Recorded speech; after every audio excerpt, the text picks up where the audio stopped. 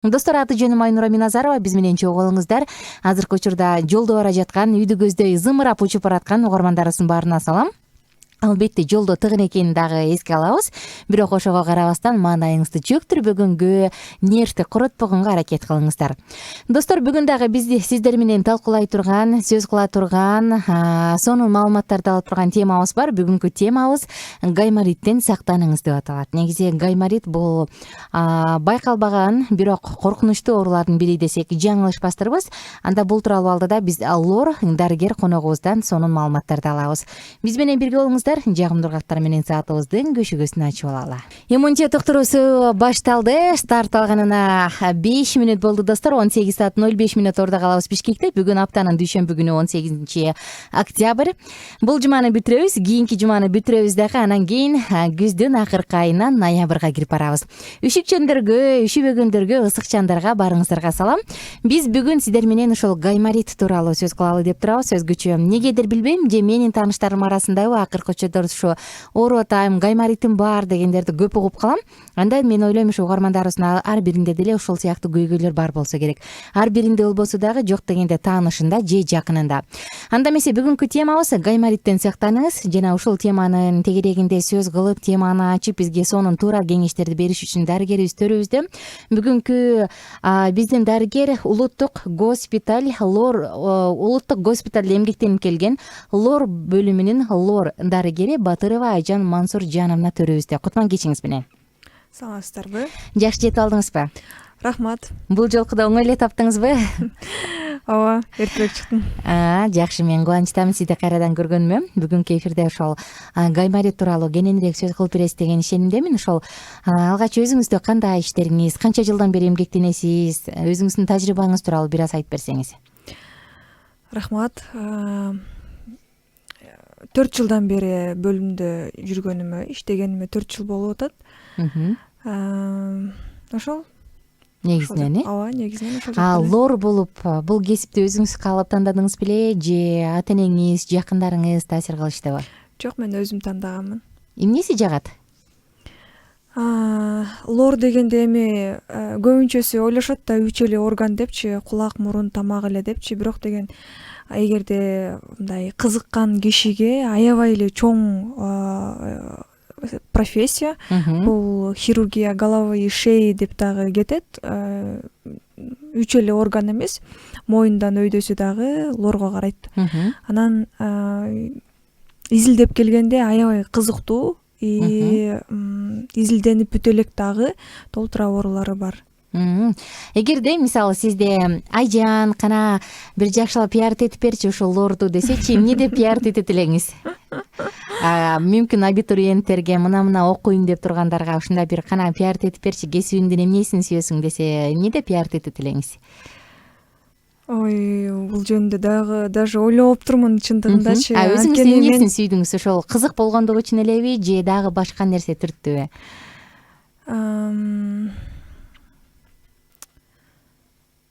Билбейм, ага дагы мындай жооп бере албайт экенмин. Анткени деген мен бизге деген студент кезибизде азыр ар кандай профессияга бөлүнүп атпайбы медицинадачы. Анан ар бир профессияны өтүп чыкканбыз да.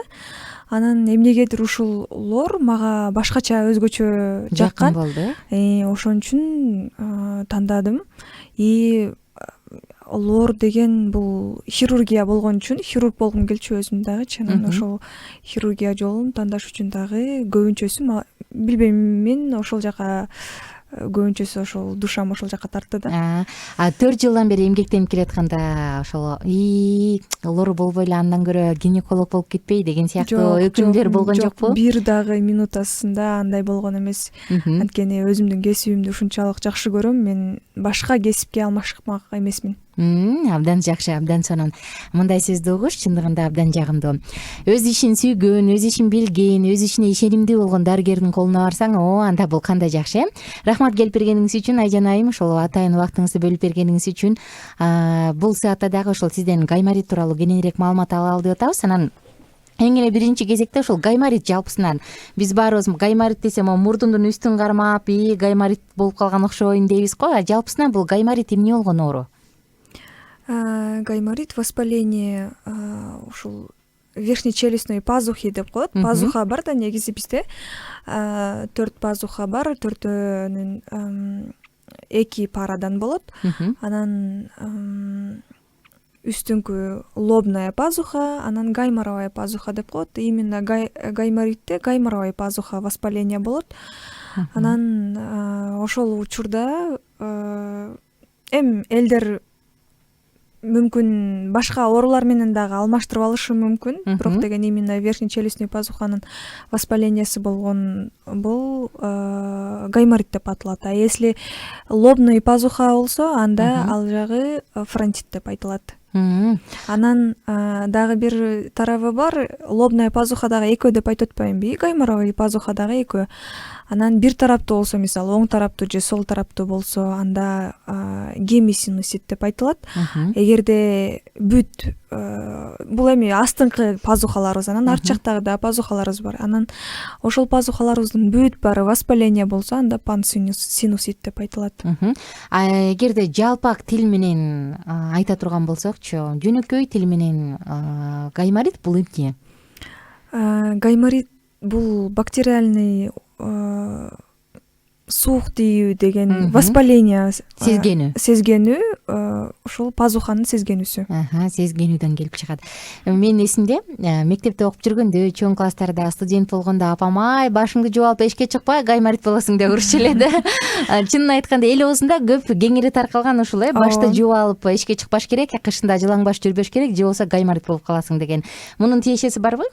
Ооба, түздөн түз тиешеси бар. Анда алдыда ушул тууралуу сөз кылалы буюрса. Ага чейин дагы мен сизден сурагым келип атат да, ошол гайморит менен көбүнчө канча пайыз эл ооруп келет, кандай учурда оорушат? Бул сезонный маал менен ооручу оорубу же бул сезонго карабай турган оорубу? Ушул жөнүндө да айтып берсеңиз.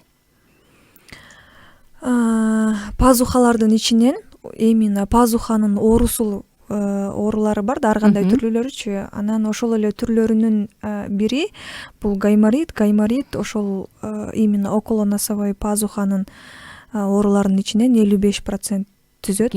Көп экен, аябай көп. Сезон деле деп мен айта албайм, анткени жайында дагы, кышында дагы, күзүндө дагы бирдей эле гайморит менен ооруп келишет. Мүмкүн кышында кичине көбүрөөк, жок, күзүндө, кышында эмес, күзүндө кичине көбүрөөк болушу мүмкүн, бирок жайында дагы жок болуп кетет деп айта албайм. Баары бир болуп турат турабы? Бул өнөкөт түрүдө болгона болобу же башка курч кармаганда түрлөрү болобу? Экөө тең болот, курч кармаган түрү дагы болот, өнөкөт дагы болот. Өнөкөт деп биз 1 айдан көбүрөөк ооруган кишилерди айтабыз, а 1 айга чейинкилерди бул курч деп айтабыз. Алгачкы башталып аткандачы гайморит кантип билсек болот, кантип айырмалайбыз? Алгачкы симптомдору бул мурундун дем алуусу кыйын болот. Мурундан бул жана полип сыяктуу болуп бүтүүбү же сасык тумоо болуп калгандагы да бүтүүбү? Сасык тумоо болгондой эле болуп мурду бүтөлөт, башы ооруйт. Негизинен башы ооруганда дагы, мисалы башка ооруларда локализациясы башка болот да, а гайморитте болсо именно маңдайкы эмелер ооруйт да.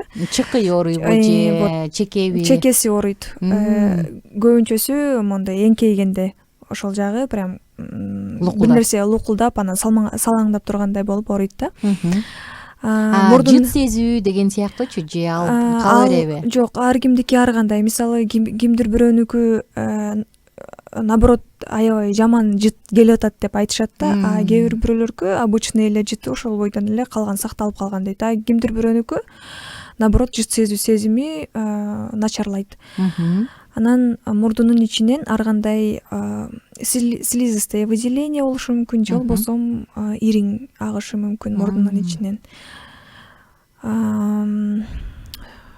Дагы кандай? Жана сиз айткан баш оору, мисалы гайморит кармаганда эле дароо ооруп баштайбы же бул кийин күчөп кеткенден кийин пайда болобу? Баш ооруп кайсы учурда коштой баштайт? Ар кимдин организми ар кандай да. Кимдир бирөөдө биринчи баш ооруп туруп анан кийин мурду бүтөлөт, бирок деген соустье деп коет, баягы мурдун ичиндеги гайморовый пазуханы гайморовая пазуханын ичинде бул жидкость болушу мүмкүн деп мен айтып атпадымбы, жогоруда айтып кеткендей ириң болушу мүмкүн же болбосо обычный слизистый выделение болушу мүмкүн. Ошол соустье эгерде жакшы иштесе, анда ошол мурдун ичинен чыгып турат ошол нерсечи. Эгерде соустье жакшы иштебесе, анда ошол пазуханын ичинде сакталып гной болобу же кандайдыр бир жидкость болсо ошонун ичинде эме болот да, накапливать эте берет. Анан ал аябай жаман. Кээ бирки пациенттер келип айтат да, практикабызда делечи, мен мурдуман эч эле токтобой атат депчи. Бирок негизинен алып медицина жактан алып караганда наоборот жакшы, ошол чыгып турганы, акканы жакшы. Анткени мурдунун ичинде накапливать этилбестен наоборот сыртка чыгып атканынан далили болот да. Сиз курч кармаганын айтып берип атасыз, өнөкөт кармаганычы, өнөкөт түрү деле ушундай сыяктуулабы? Курч дегенде мен айтпадымбы, жогоруда бир айга чейин болот, ошол баш ооруп, ошол жогоруда айтып кеткен симптомдор болот. Өнөкөт дегенде өнөкөт бир айдан кийин, мисалы ооруду, кичине жакшы болду, кайра эле ооруп, ушундай кайталана бере турган уже өнөкөт болуп калат. Мисалычы, ооруп калса, адам гайморит менен дарылабаса, эми башым ооруду, мурдум ооруп, жыз сезбей калдым же болбосо ушундай сыяктуу сасык тумоо окшойт деп жүрүп анан жакшы болуп кетсе, жакшы болуп кетеби негизи гайморит өзүнөн өзү, же анын дарыласыз болбойбу? Ал түздөн түз баягы ошол кандай бактерия чакырып атат. Мисалы вирусный боло турган болсо, вирусный гайморит боло турган болсо, ал эми өтүп кетиши мүмкүн да, без дарычы. Анан эгерде бактериальный или болбосо дагы башка себептерден улам боло турган болсо, анда аларды лечение кылган оң болот. Анткени внутричерепное риногенное осложнение деп коет. Биздин бул айтып атпадымбы, чекедеги эмебиз бар депчи, пазухабыз бар деп. Ал аябай жакын жайгашкан баягы мээгечи. Анан эгерде дарылабай кое турган болсок, анда мээге өтүп кетиши мүмкүн, осложнение болуп кетиши мүмкүн. Өнөкөтү аябай серьезный. Биз анда алдыда кесепеттери тууралуу сөз кылабыз. Ага чейин угармандарыбызга кайрыла кетели.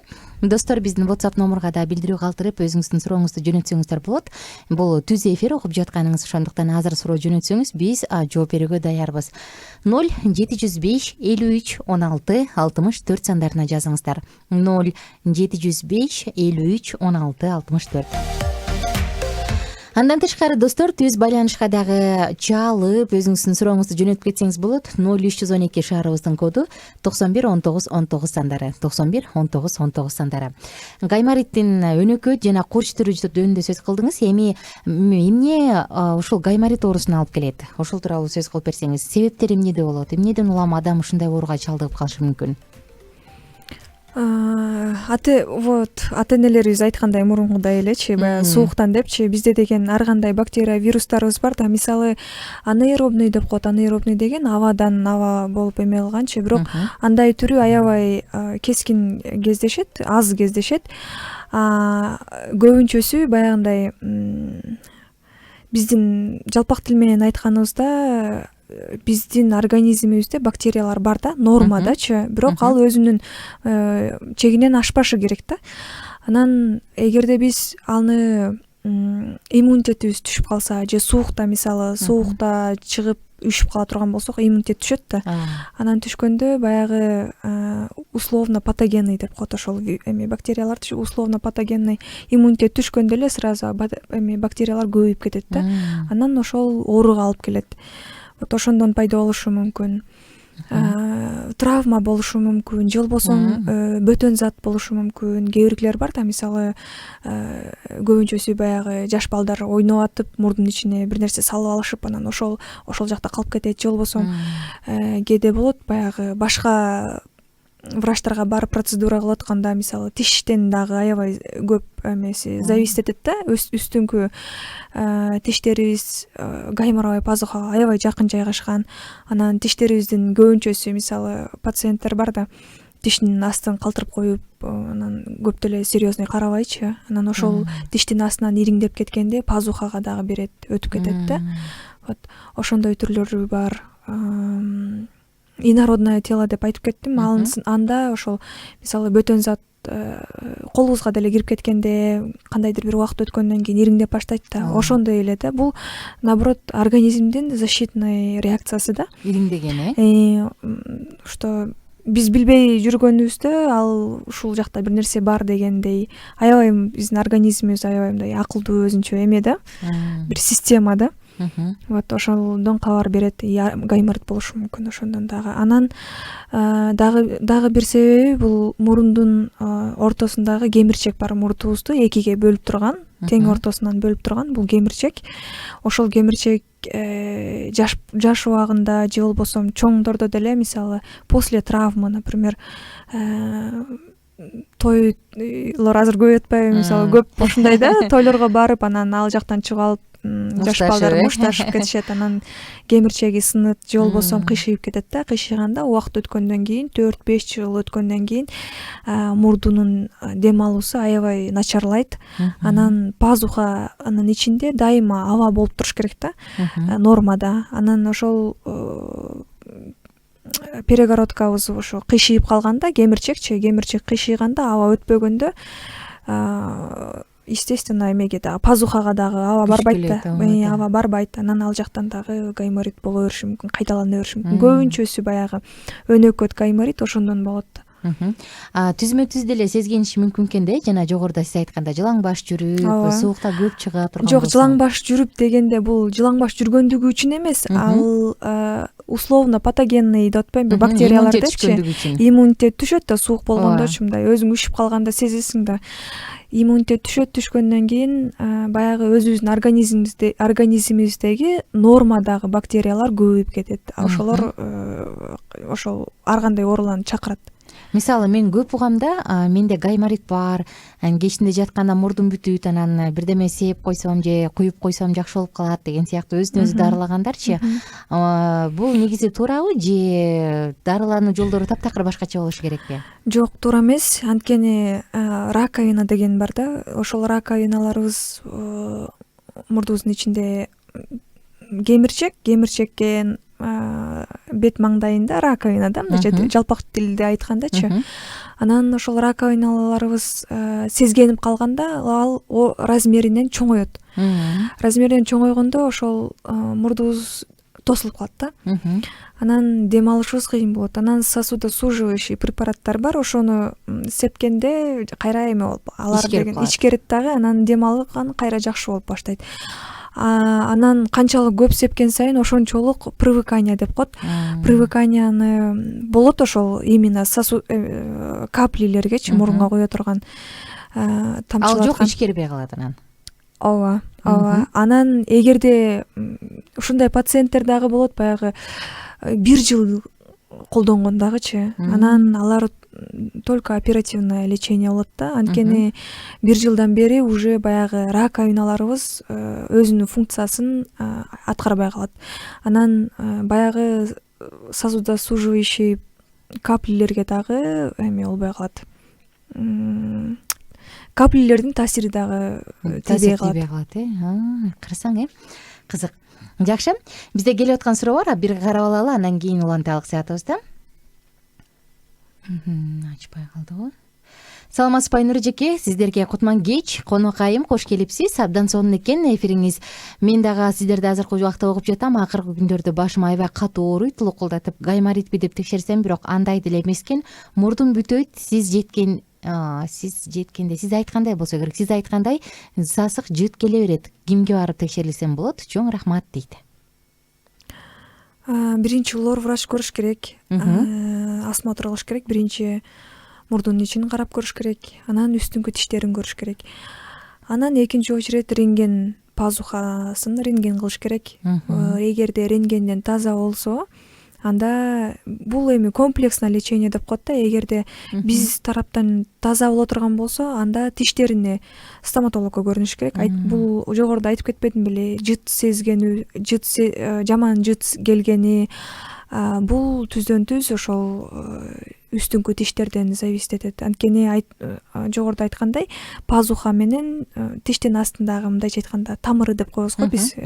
Ошол тамыры аябай жакын жайгашкандыктан эгерде тиштен кариес болсо же дагы бир кандайдыр бир оорулары боло турган болсо, анда гайморовый пазухага дагы таасирин берет. Ооба. Анан эгерде ал жактан дагы стоматолог дагы таза деп айта турган болсо, анда невропатологдор менен консультация алыш керек. Анткени баш ооруу деген сосуддар остеохондроз болушу мүмкүн. Ар кандай аны эме кылыш керек да, кандай десем, анализдеш керек, изилдеш керек. Жакшы. Достор, дагы да болсо суроолорду күтөбүз. 0705 53 16 64 сандарына. Эми биз ошол гайморитти туура кантип гайморит экенин туура диагноз коебуз. Андан кийин ошол жөнүндө биринчи айтып берсеңиз. Туура диагноз коюш үчүн сөзсүз түрдө лор врачка, оториноларингологко көрүнүш керек. Анан ал биринчи көрөт. Эгерде таза боло турган болсо, эгер лор жактан лор органдары таза боло турган болсо, анда направление берет, башка эмне кылыш керек. Биринчи көрүш керек сөзсүз түрдө. Көрбөй туруп анан үйдө өзүнчө диагноз коюш бул аябай кооптуу. Кээде бизде бар эмеспи? Меники да ушинтип ооруган, мону кылып койсом жакшы болуп калды. Бизде практикабызда дагы болуп турат, баягындай атайын народный медицина менен атайын өзүнчө, билбейм, ар кандай деп айтып келишет да. Мен негизинен угуп көргөн эмесмин, көргөн деле эмесмин, бирок айтып беришет, вот ушундай кылганбыз, анан бир нерсе жыттатты деп. Анан ушундай бир случай болгон. Бир пациент келип, араң алып калганбыз, мындайча айткандачы. Аллергия болуп кеткен. Баягы кимдир бирөө ошентип ага дагы айткан да, ушундай бир чөп бар, анан ошону жытташ керек, мурдуна куюш керек деп айткан. Ал мурдуна куйганда аллергия болуп кетип, тамак жагынан дагы, мурду жагынан да бүт тосулуп калган да, дем алуу системасычы. Анан убагында келип калып, анан убагында сактап калганбыз. Ошон үчүн пациенттерге айтмакмын, угармандарга айтмакмын, өз алдынча эч кандай дарыланбаш керек деп. Мен да көп угам да, ушул гайморитте жана тооктун жумурткасын бышырып алып, анан ысык кезде мурдун үстүнө мынтип тоголотсо аябай жакшы деген сыяктуучу. Мындай ысык басуу, ушундай ысык жолотуу деген ыкмаларчы, мында кандай болот? Жок, эгерде пазухасында ириң боло турган болсо, вирус болсо дагы мүмкүн временно жардам бериши мүмкүн, бирок деген эгерде действительно ал жакта ириң боло турган болсо, ириң любой эле жердеги ириңге ысык баскан болбойт. Анткени ысык баскан бул эки эсе наоборот күчөтүү дегенден маалымат берет. Жаап кетет деп коюшат. Менде да кызык болуп калды. Мисалы, сиздерге гайморит менен келди да, пациент гайморит бар деп аныкталды. Эми анын вирустук экенин же бактериалдык экенин эмнеден улам, кантип аны анализдеп чыгасыздар? Биринчи бизде студент кезибизде бир профессорубуз айтып калды эле. Жакшы пациент менен аябай мындай орусча айта берейинчи, жакшы собрать этсең жалоптарын дейт да, бул 50% леченияң деп айтат да, эгерде жакшы собрать эте турган болсоң депчи. Анан чындыгында эле ошондой да, пациенттер эмнеден кийин пайда болду, мисалы, өздөрү айтып беришет. Ооба, сураш керек да, эмнеден кийин пайда болду, мүмкүн жогоруда айтып кеткен бул себептерин айтып кетпедим беле. Ооба. Мүмкүн инородная тела кирген, мүмкүн бир ай мурун мисалы да, эме стоматологко баргам дейиши мүмкүн, же болбосо 2-3 күн мурун грипп болуп ооруган болчумун, ошондон кийин деши мүмкүн да. Грипп деген бул уже вирусный. Анан эгерде көбүнчөсү биз андай не обязательно анализ тапшырганчы, бирок лечение жардам бербей аткан болсо, анда сөзсүз түрдө анализ тапшырыш керек. Бактерия, кандай бактерия, бактериянын дагы ар кандай түрлөрү болот да. Анан ошого жараша лечение кылыш керек. Демек, ошол вирустун гаймориттин келип чыгышынан улам, анын кайсы түрүнөн эмнеден улам келип чыккан болсо, лечениясы, дарылануусу ошого жараша болот. Баарыныкы эле окшош эмес, бир эле протокол эмес. Жок, андай эмес. Ар бир адамга өзүнчө индивидуально лечение жазылат, и өзүнө жарашыктуу бүт баарына лечение болот и жашына дагы жарашыктуу болот. Келип аткан суроолорду карап алалы. Саламатсыздарбы? Мурунда гайморит болсо ириң сордуруп алса кайра эле чогула берет деп айтышат го. Бул кандай ыкма? Рахмат, алдын ала сонун эфир экен. Эжеке, сизге ишиңизге ийгилик, күнүңүз дагы абдан жагымдуу экен деп жөнөтүптүр. Рахмат. Комплимент айтканды унутуп калбадымбы суроону? Немеди мындай дейт угарманыбыз. Ириң сордуруп алышат го дейт. Ошону сордурса кайра толо берет дешет го дейт. Пункция гайморовой пазухи деп айтып коюшат. Бул пункция деген миф булчу. Анткени мисалы колубузду деле кесип алганыбызда же болбосо башка жерибизде мындай кесилип калат го. Кухняда отурганда делечи, мисалы же случайно кесилип алганда деле бир жумадан кийин кайра жабылып калат да. Ошол эле сыяктуу пункция гайморовой пазуха кылганда дагы кайра бир жумадан кийин жабылып калат. Тешилген жери кайра эле жабылат. Пункция кылганда атайын бир Куликовский деген ийне бар, чоң болот. Ошол ийнени мурдунун ичинен пазухага киргизип, анан ошонун ичин, пазуханын ичин тазалай турган атайын растворлор бар. Ошол раствор менен тазалап чыгарып алабыз. Бирок ошо тазалап койду деген дарыланды дегендикке жатпайт да, бул жөн гана тазаланганы. Ал местно эле тазаланган. Мисалы колуңузда ириң боло турган болсо, колуңузду ачып туруп эле ириңди тазалап койгон. Ошондой эле кеп да. Дарылануу башка. Сөзсүз түрдө дарыланыш керек. Антпесек кайра тазалаган жерибиз кайра толо берет, эгер антибиотик ичпесек. Кийинки суроо.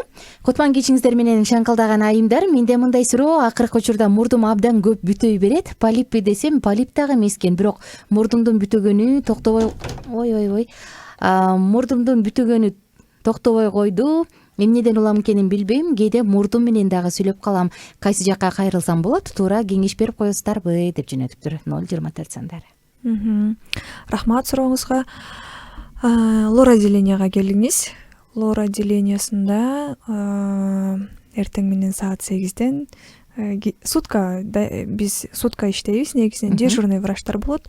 Биз өзүбүзчө саат 2ге чейин иштелет. Анан деген дежурный врач сутка иштейт. Ошол жерге келсеңиз, сизди көрүп, анан айтып беребиз. Анткени көрбөй туруп эч нерсе дей албайбыз. Мүмкүн бул аллергический болушу мүмкүн, мүмкүн бул баягы капли колдонгондон болушу мүмкүн. Мен жогоруда айтып кетпедим беле, канчалык көп колдонгон сайын ошончолук таасири азая берет депчи каплилердин. Ошондой болушу мүмкүн. Мүмкүн действительно ичинде полип бар болушу мүмкүн. Же болбосо новообразование деп коет. Билбейм, аны көрүп туруп анан кийин айтыш керек. Жакшы. Дарылануу ыкмаларына кайрадан кайталы. Дарылануу жөнүндө сөз кылып аткан болсок, келиңиздер ошол жөнүндө улантып берсеңиз, дагы кандай ыкмалар менен дарыланышат, кандай болгондо эффективдүү болот? Ар бир адам өзүнүн организмине жараша болот. Анан кандай гнойныйбы или слизистыйбы или вирусныйбы ошого жарашыктуу лечение кылынат. Эгерде мен жогоруда айтып кеткендей эки тараптуу боло турган болсо, мисалы чекесиндеги пазухасы дагы, анан гайморовой пазухасы дагы воспаление боло турган болсо, анда биз сөзсүз түрдө пункция предлагать этебиз. Эгерде пациент макул болсо, анда биз гайморовой пазухасын тешип, анан тазалап беребиз. Анан ошондо лечение эффективный болот. Анткени ириңди отпайбы, ошол ириң биз лечение жазганда, ал пациент барып ошол күнү эле ичип баштаса, гной по-любому ичинде болот да, пазуханын ичиндечи. Анан лечениясы кичине эме болушу мүмкүн, узагыраак болушу мүмкүн. Эгерде пазуханы тазалап туруп, анан антибиотики дагы өзүнчө капельницалар бар, ошолорду да жазып бере турган болсок, анда жакшыраак болот да лечениясычы. Анан эгерде пазухасы таза болуп туруп, үстүңкү айтып атпадымбы, чекесиндеги пазухасы воспаленный боло турган болсо, ал дагы осложнениясы дагы аябай серьезный. Анткени мен айтпадым беле, мээге жакын жайгашкандыгы үчүн мээге болушу мүмкүн. Көзгө жакын жайгашкандыгы үчүн көздүн века деп коет, үстүңкү эме жагычы, ошол жагына дагы таасирин тийгизет. Андай учурда пациенттерибиздин ошол именно мисалы оң тарабы болсо оң тарабында көзү шишип ачылбай калат да, ушундай дагы кездер болот. Бул эми ушулчу мисалы сиз айтып берип аткан кесепеттер канча убакытта байкалат? Мисалы гайморит менен ал үчүн канча жыл ооруш керек? жок, канча жыл деген деле болбойт. Бул ар бир адамдын өзүнүн организмине ылайыктуу болот. Мисалы кимдир бирөөнүн организми аябай күчтүү болушу мүмкүн да. Анан антибиотиктерге дагы чувствительность аябай высокий болушу мүмкүн. Антибиотик жазып бергенде эле сразу жардам берипчи. Кимдир бирөөгө биз мисалы антибиотик жазып берсек, аларга ал антибиотиктер туура жардам бербесе, туура келбесе, анда убакыт өтүп кетиши мүмкүн да. Анан ошол убакта дагы болушу мүмкүн. Же болбосо үйдө өз алдынча, көбүнчөсү ушундай болот. Өз алдынча жогоруда айтып кеткендей эле баягы народный өзүн өзү дарылайт. Баягы чөптөр менен эми медицинага келгенде мен чындыгында мынчалык көп эме кылат деп ойлогон эмесмин да. Народная медицина ушунчалык күчтүү экенинби? Анан бул жака келгенден кийин анан билдим. Аябай өз алдынча лечение кылгандар аябай көп экен. Ошентип анан убакытты өткөзүп салышы мүмкүн да. Анан бизге крайне тяжелый болуп дагы келген учурлар көп кездешет. Ошондо организмдин өзүнөн көз каранды деп кеттиңиз. Дагы кандай кесепеттер бар? Мисалы, маңдайка жак, чеке мээге жакын жайгашса, бул коркунучтуу деп бир нече жолу баса белгилеп элеңизби? Анын кесепети кандай болот? Менингит болушу мүмкүн, менингоэнцефалит болушу мүмкүн, комага түшүп калат пациенттерибизчи. Анткени баягы ириң мээнин оболочкасына дагы таасирин бергенде, мээ дагы оболочкасы ириңдеп калышы мүмкүн. Ошол убакта адам комага чейин түшүп калат да, реанимациягачы. Сиздин практикаңызда ушундай болдубу? Комага түшүп калгандар аябай көп болот, ооба. Көз жөнүндө айта кеттиңиз жана. Дагы бир жолу токтоло кетсеңиз, мисалы көз шишип кетет деп, Ооба, андай учурда биз офтальмологдор менен, көз докторлор менен чогуу лечение кылабыз. Алар көрүп беришет. Анан бирок эгерде основной гайморит болуп аткан болсо же фронтит болуп аткан болсо, анда биздин отделениеда лечение алышат, биздин бөлүмүбүздө. Андай кезде сөзсүз түрдө баягы лобная пазухасын ачып көрүш керек. Гайморовой пазухасын ийне менен тешкенде эле ошол лобная пазуханын дагы өзүнүн инструменти болот. Ошол инструмент менен тешип, анан ичинен ириң алынат. Анан параллельно верхняя века деп атпаймынбы, ошол жагын дагы кесип ичиндеги ириңдерин чыгарып салыш керек. Анткени ириң өзүнөн өзү жок болбойт. Аны чыгарыш керек сөзсүз түрдө. Эгер пайда болгон ириң бар болсо, аны сөзсүз түрдө чыгарып, анан лечение кылыш керек. Түшүнүктүү. Ушул учурдачы дене табы көтөрүлүп, бир өзгөрүүлөр болобу же андайды болбойбу пациенттерде? Эгерде курч гайморит болуп отурган болсо, осложнениясы жок эле болуп отурган болсо, көбүнчөсү пациенттерде баш оору аябай күчөп, ошол баш оорусу, анан деген мурундан жагымсыз жыттар келгени, анан ириңдин акканы беспокоить этет пациенттерде. Дене табы көтөрүлбөйт. Мындай учурда аз кездешет дене табы көтөрүлгөндөрчү. Эгерде осложнение, жогоруда айтып кеткендей осложнение боло турган болсо, анда дене табы көтөрүлүшү мүмкүн. Башка симптомдор дагы пайда болот, неврологический симптомдор деп. Менингиттин симптомдору бар, ошол симптомдор дагы пайда болушу мүмкүн. Жакшы. Достор, бизге суроо жөнөтүңүздөр. 0705 53 16 64 WhatsApp номерубуз кызматта. Бүгүнкү биздин коногубуз лор дарыгер Айжан айым төрөбүздө. Сиздерди кызыктырган бардык суроолорго жооп берүүгө даярбыз. Дагы бир жолу WhatsApp номерди кайталасам: 0705 53 16 64. Эми албетте ооруп калбаш үчүн эмне кылышыбыз керек, сактануу жолдору, профилактикасын айтып берсеңиз. Эгерде симптомдорун байкаган болсок, анда сөзсүз түрдө биринчи очередь самолечением не заниматься.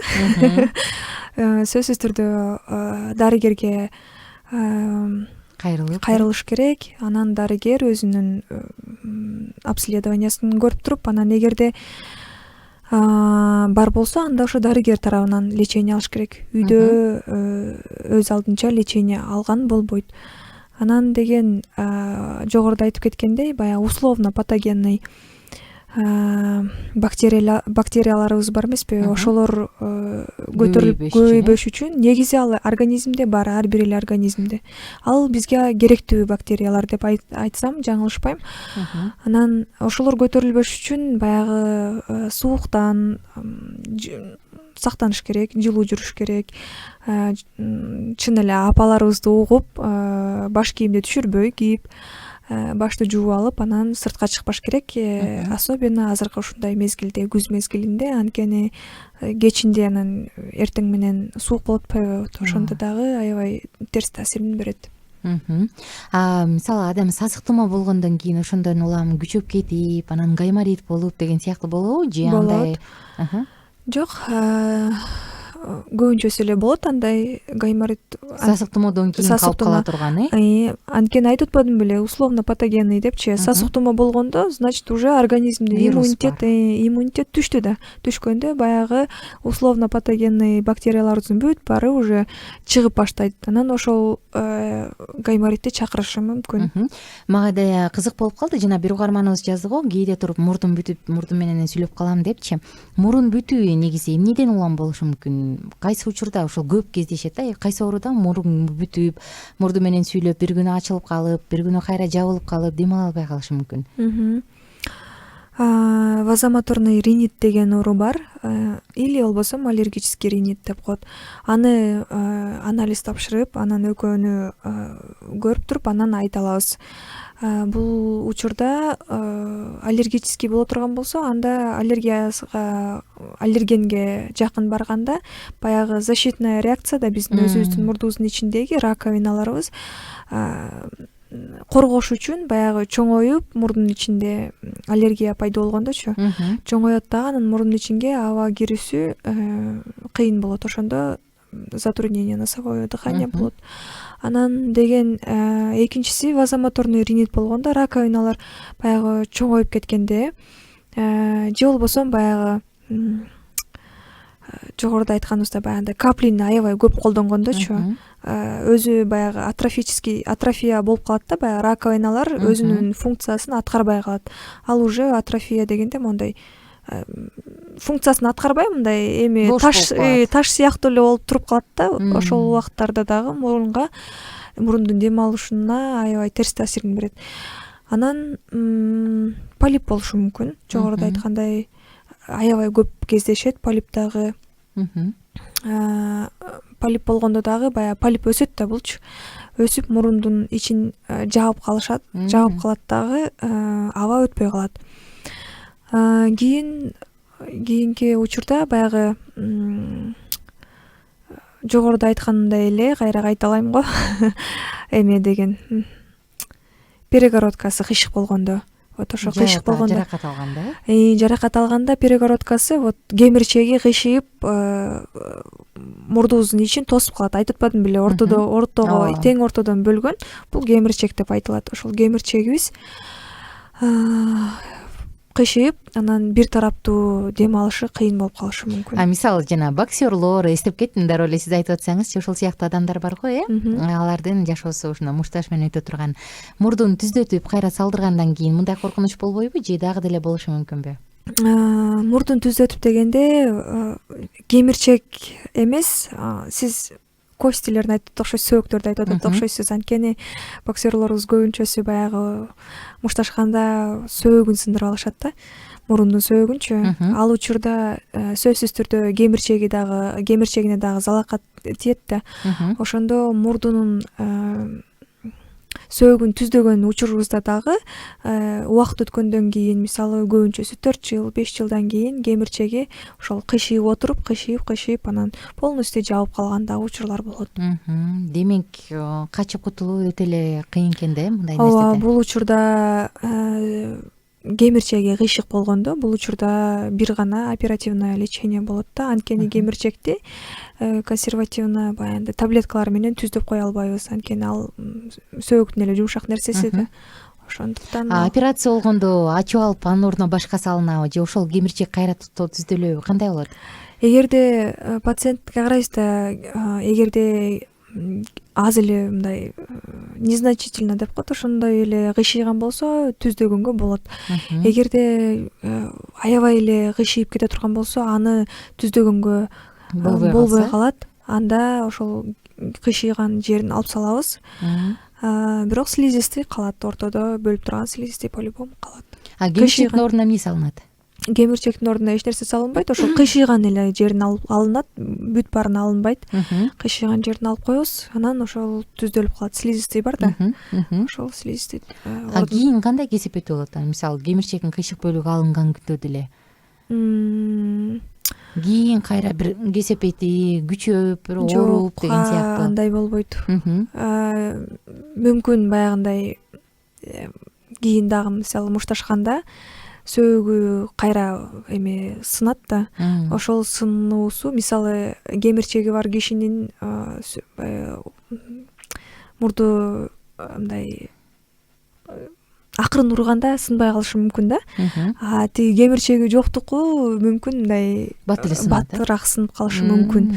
Бирок биз деген медицинада деген кайсыл тарабы жакшыраак болсо ошол жагын тандайбыз да. Мисалы адам дем албаганда баш оорусу дагы аябай күчөйт да, анткени кислородное голодание деп коет. Мээге кислород барбай, бизге кислород барып туруш керек да негизи нормада.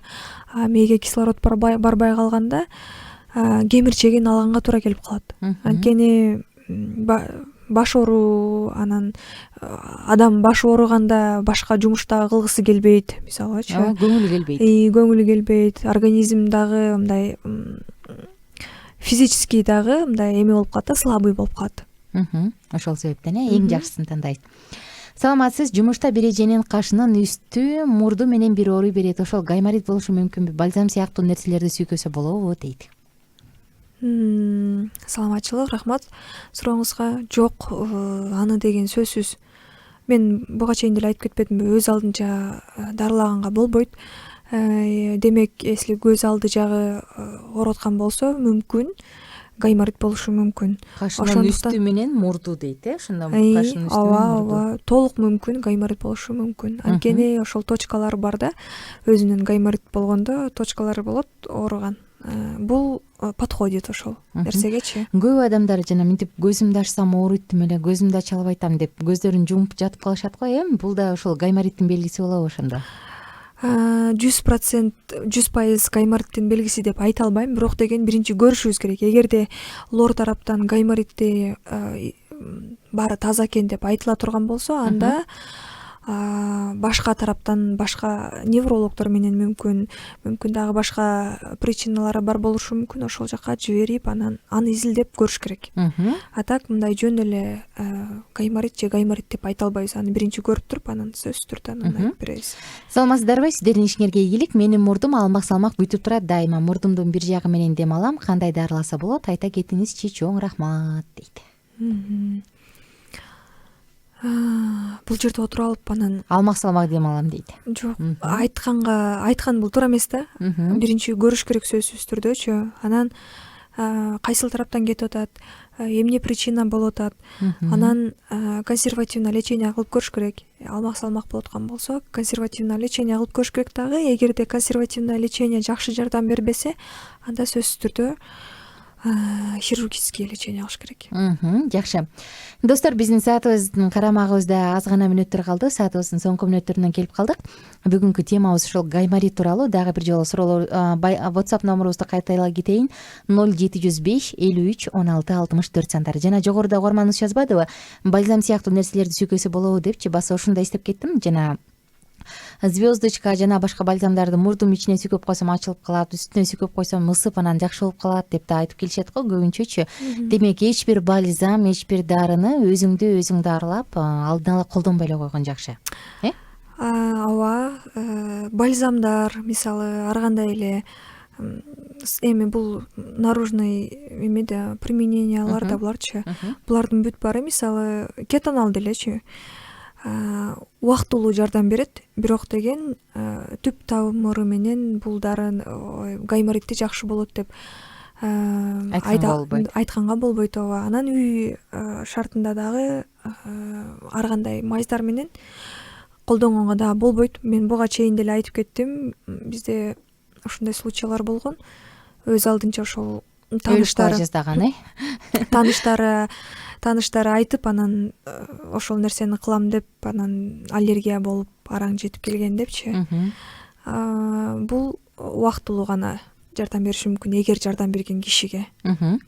Кийинки суроо бизде: саламатсыздарбы, внутричерепное давлениеда дагы баш ооруйт го, гайморитте дагы ошол эле баш ооруйбу же анда башкача болобу? Анткени менин чыкыйым, башым, мурдум, көздөрүм бүт ооруйт. Ооруганда эмне болушу мүмкүн билбейм. 2-3 жылдан бери катуу кыйналып келем, өзгөчө кыш жана жаз мезгилинде дейт. Рахмат сурооңузга. Внутричерепное давление болгондо тоже баш ооруйт. Буга чейин деле айтып кеттим, бул мүмкүн жаңы кошулган угарманыбыз болушу мүмкүн. Гайморит болгондо көбүнчөсү башты эңкейткенде прям салаңдап бети, ушул эки бет жагы, анан эгерде чекеси дагы воспаленный болсо, эки чекеси оорушу мүмкүн, көздүн асты жактары. Мисалы жана баш ооруда кеңири таркалган дарылар бар го, ошол гайморитте баш ооруганда ошол дарылар бир аз жардам береби же бул да симптоматикалык дарылануу эч кандай убактылуу жардам бербейби? Убактылуу жардам бериши мүмкүн, анткени ал обезболивающий деп айтып аткан чыгарсыз. Обезболивающийлер временно гана жардам берет да, 1-2 саатка болушу мүмкүн максимум. Бирок причинасы башка тараптан болгондугу үчүн биз ошол обезболивающий ичип коюп анан жүрө бергенибиз бул пациенттин өзүнө гана зыяндыгы. Анткени внутричерепное осложнение болуп кетиши мүмкүн, риногенный деген именно гайморитте болот. Буга чейин деле айтып кетпедимби, менингит болуп кетиши мүмкүн, көзгө дагы эме болушу мүмкүн деп залалын тийгизиши мүмкүн. Ошондуктан если мурдун ичинен кандайдыр бир жашыл сыяктуу, сары сыяктуу жидкость чыгып аткан болсо, анда сөзсүз түрдө лор врачка көрүнүп туруп, анан башка лечение алыш керек. Соңку суроо экен азыр бизде. Саламатсыздарбы, кутман кеч айымдар. Менде мындай суроо: кээде башым ооруп, сол көзүм кызарып кетет, калган көзүм оорубайт. Бул болгону сол көзүм абдан кызарып чыгат. Эмнеден кабар бериши мүмкүн? Мында кимге көрүнөм? Көз дарыгергеби же лоргобу дейт. Биринчи көз дарыгерге көрүнүш керек, анткени көздүн дагы өзүнүн аябай патологиясы аябай көп, көз оорулары дагычы. Анан эгерде ал көз дарыгери өз тарабынан, өзүнүн профессия тарабынан жакшы деп чыгара турган болсо, анда лорго келип көрүнсө болот. Дагы бир суроо келип калды. Кутман кечиңиз менен. Көбүнчө слезный канал менен көздү байланыштырышат го. Бул силерге карайбы же бул офтальмологторго карайбы дейт. Смотря кандай оору. Мисалы, көздүн оорусу болсо, мурунга дагы бериши мүмкүн. Основной оорусу көз болсочу. Анан эгерде кээде болот да, мисалы, мурундан кан агуу дегенчи, анан тампонду туура эмес коюлганда же болбосо баягы аябай давлениясы көтөрүлүп кеткенде дагы мурдунан аябай кан агат да, ошондо дагы тампон коюлганда насослезный канал деген көзүнөн дагы кан чыгып кетиши мүмкүн. Мисалы, бул физиология боюнча нормалдуу эле көрүнүш, анткени защитная реакция өзүбүздүн организмибиздин мурдунан тосулган нерсе көз жагынан чыгып атат деген эле сөз да. Ошондуктан биринчи очередте эгерде көзүңүз беспокоит этип аткан болсо, көз докторуна барып көрүнүш керек. Анан эгерде мурун жактан биринчи беспокоит этип туруп, анан көз жакка берип аткан болсо, анда лорго келиш керек. Жакшы. Биздин карамагыбызда 5,5 гана мүнөттүк убакыт калды. Достор, биз саатыбызды акырындан жыйынтыктай берели. Бүгүнкү коногубуз Айжан айым. Сизге ыраазычылык айтам. Ушундай келип, сонун маек куруп бергениңиз үчүн. Эркин микрофон. Өзүңүздүн практикаңызда өткөн учурлардан жок, муну элдерге эскертүү кылып айтыш керек деген болсоңуз, жакындарыңызга жолдочу саламдар болсо, жалпы калайык калкка айта турган каалоо тилегиңиз болсо сөз сизде. Рахмат. Угармандарга айтмакмын, эң эле биринчи бизге дагы жардам берет бул нерсеси, өзлөрүнө дагы жакшы жардам берген нерсеси бул өз алдынча үйдө дарыланбоо. Жана эгерде биринчи симптомдорун, мен жогоруда айтып кеткен симптомдор пайда болгон болсо, анда өз алдынча үйдө дарыланбастан сөзсүз түрдө дарыгерге канчалык эрте кайрылсаңыздар ошончолук өзүңөргө жакшы.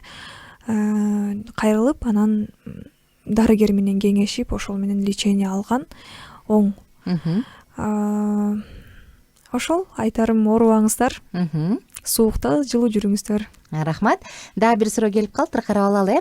Эмне үчүн кээде жыт сезүү жоголуп кетет? Менин жыт сезүүм жоголгонуна бери жагы эле 5 жыл болуп калды, бирок башка эч нерсе беспокоить этпейт деп жөнөтүптүр угарманыбыз. Буну исследование кылыш керек. Мен бул жерде отуруп анан бир нерсе деп айта албаймын. Мүмкүн капли менен колдонот, мүмкүн мурундун ичинден кандайдыр бир оорулар айтпадык беле буга чейинчи. Жөн эле жыт сезүү жоголуп кетиптир, башка эч кандай симптом жок дейт да. Жок, андай болушу мүмкүн эмес. Мүмкүн ичинден бир нерсе өсүп атат. Ошондуктан болушу мүмкүн. Эми ар кандай себептер болот да, анан аны биринчи көрүп туруп анан айтыш керек. Көрүнгөн туура, Сизге келип бергениңиз үчүн чоң рахмат Айжан айым. Дагы бир жолу ырайчылык айтам. Ушундай өзүңүздүн кесибиңизди сүйүп, элдин батасын алып жүрө бериңиз. Угармандарыбызга каарыларыбыз албетте баардык нерсенин эмненин болбосун башында дарыланып, башында караган жакшы эмеспи. Ошондуктан достор, оорубаңыздар. Эгерде кыйынчылык боло турган болсо, дароо адиске барып кайрылганыңыз туура. Мындай кылуу менен сиз өзүңүздүн ден соолугуңузга тобокелчилик салбайсыз. Ден соолугуңузду тобокелчиликке салбайсыз. Андан тышкары албетте акча каражатын дагы үнөмдөйсүз. Оорубаңыздар. Адамга позитивдүү маанай, адамга кубаныч көп ооруларды жеңгенге жардам берет эмеспи. Ошондуктан бүгүн кечте дагы үй бүлөңүздүн тегерегинде эң сонун маанайда өткөрүңүз. Аты жөнүм Айнура Миназарова. Ал эми бүгүнкү биздин коногубуз улуттук госпиталда эмгектенген лор бөлүмүнүн лор дарыгери Батырова Айжан Мансуджановна болду. Бул эфирдин кайталоосун Facebook социалдык баракчасынан көрсөңүз болот. Ал жактан бизге катталыңыз. Дайыма ошол жерде сакталып болот. Бул эле эфир эмес, баардык эфирлерибизди түз эфирден көрө аласыздар. Жана андан тышкары албетте дем алыш күндөрү, башка күндөрдү дагы кайталоолорун уга аласыздар. Биздин сайтка кириңиз. Ал жакта дагы дайыма биз сиздер менен ошол жаңылыктар менен кабардар кылып турабыз.